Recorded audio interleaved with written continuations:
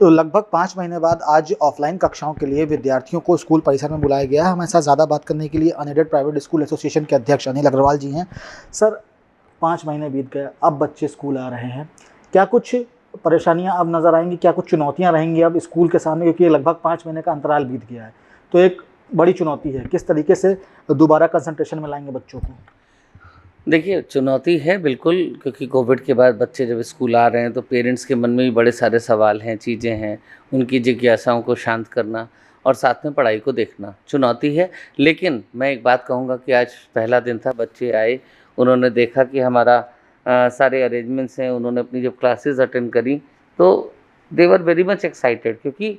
Offline की पढ़ाई का जो इंटरेस्ट है, क्योंकि वो टीचर्स के साथ वन टू वन इंटरेक्ट कर पा रहे थे, बात कर पा रहे थे, टीचर उनको देख के समझ पा रहा था, महसूस कर पा रहा था कि सारी चीज़ें हमारी ठीक से हो रही हैं। ऑनलाइन पढ़ाई में ऐसा नहीं, पढ़ाई हो नहीं रही थी, लेकिन कहीं न कहीं बच्चों की कनेक्टिविटी मिसिंग थी,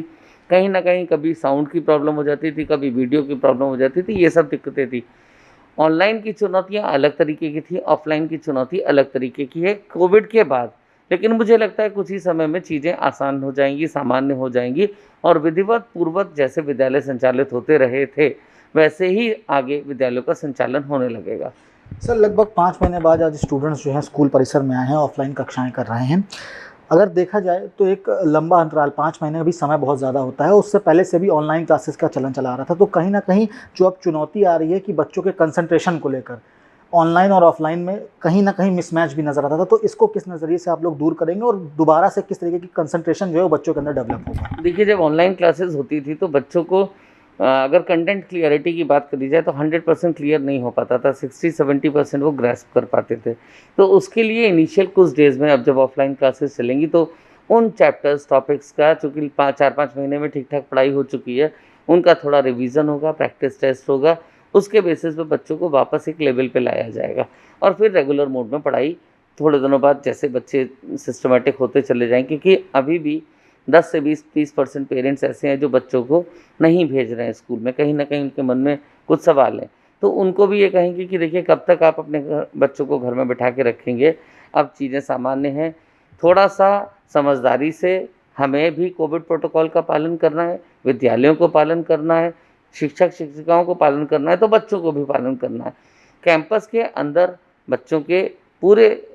जितने बेहतर से बेहतर उनकी सुरक्षा को लेके इंतज़ाम हो सकते हैं, वो सारे इंतज़ाम किए हुए हैं और किसी भी विद्यालय में, चूँकि अनएडेड प्राइवेट स्कूल एसोसिएशन का प्रेसिडेंट हूँ, तो जितने विद्यालय हैं उन्होंने अपने स्तर से अपने विद्यालयों में बेहतर से बेहतर अरेंजमेंट करे हुए हैं। सर, आज पहला दिन था, क्या कुछ बच्चों के द्वारा रिव्यू रहा और शिक्षकों के द्वारा क्या रिव्यू नज़र आया? देखिए, मेरी बच्चों से भी बात हुई, शिक्षक-शिक्षिकाओं से भी बात हुई, इनफैक्ट जो ऑनलाइन क्लास कर रहे थे, चूँकि हाइब्रिड में भी कुछ क्लास चल रही थी, तो उनसे भी बात हुई। तो बच्चों ने खुद कहा कि नहीं, हम लोग तो स्कूल आएँगे। जिन्होंने ऑफ़लाइन क्लास आज अटेंड करी, बच्चे बहुत खुश थे, उनके चेहरे पर एक अलग तरीके का कॉन्फिडेंस था, क्योंकि वो ये जानते हैं कि पढ़ाई हमारी क्लासरूम में ही बैठ के बेहतर ढंग से हो सकती है। टीचर्स को अच्छा इसलिए लग रहा था क्योंकि नेट कनेक्टिविटी के साथ जो प्रॉब्लम इश्यूज़ आते थे,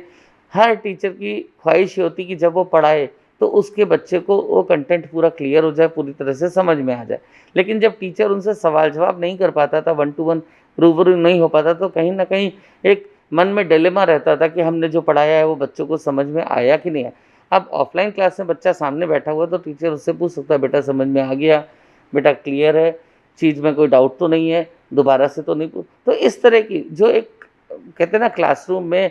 through body language, through hands के मूवमेंट, आइज़ का इंटरैक्शन, फेशियल एक्सप्रेशंस, ये चीज़ें बहुत मैटर करती हैं एजुकेशन के लिए। और आज बच्चे, टीचर्स खुश थे और मुझे लगता है जब ये घर पे गए हैं बच्चे, तो उनके पेरेंट्स भी खुश होंगे और आज लगभग 50 से 55% अटेंडेंस रही है। मुझे लगता है कल ये बढ़ के 60-70% होगी, क्योंकि ये बच्चे बाकी अपने दोस्तों को भी फीडबैक देंगे और उनके पेरेंट्स भी अपने बच्चों को भेजेंगे।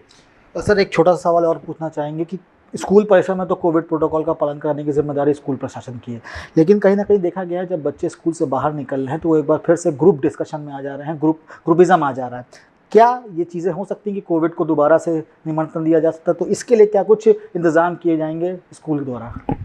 देखिए, स्कूल के गेट तक तो हम लोग देख सकते हैं, गेट के आसपास देख सकते हैं, लेकिन अगर थोड़ी दूर पर जाके बच्चे इकट्ठे होते हैं तो वो संभव नहीं है, प्रैक्टिकली पॉसिबल नहीं है। तो उसके लिए चूँकि हम लोगों ने बच्चों को एड्रेस करके पहले ही ये बात बता दी है, अब दायित्व पेरेंट्स का बनता है कि वो अपने बच्चों को ये बात समझाएँ,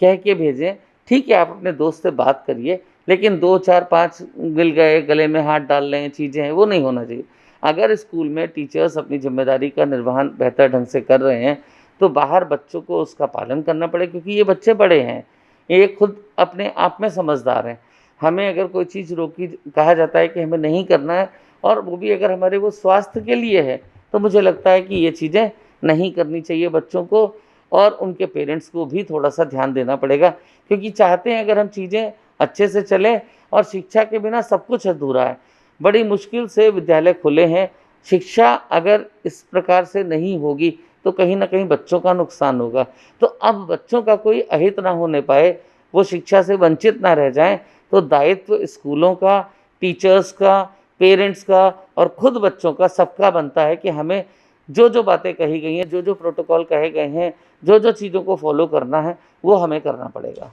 बहुत-बहुत शुक्रिया सर हमसे बात करने के लिए। Thank you so much. तो ये थे हमारे साथ अनिल अग्रवाल जी, जिनका साफ तौर पर कहना है कि अब दोबारा से स्कूल खोले गए हैं और ये चीज़ें रेगुलरली चलती रहें, इसके लिए सभी का दायित्व बनता है कि सभी कोविड प्रोटोकॉल का पूर्ण रूप से पालन करें। प्रेजेंस बाबूलाल के साथ अभिषेक पांडे, भारत खबर, लखनऊ।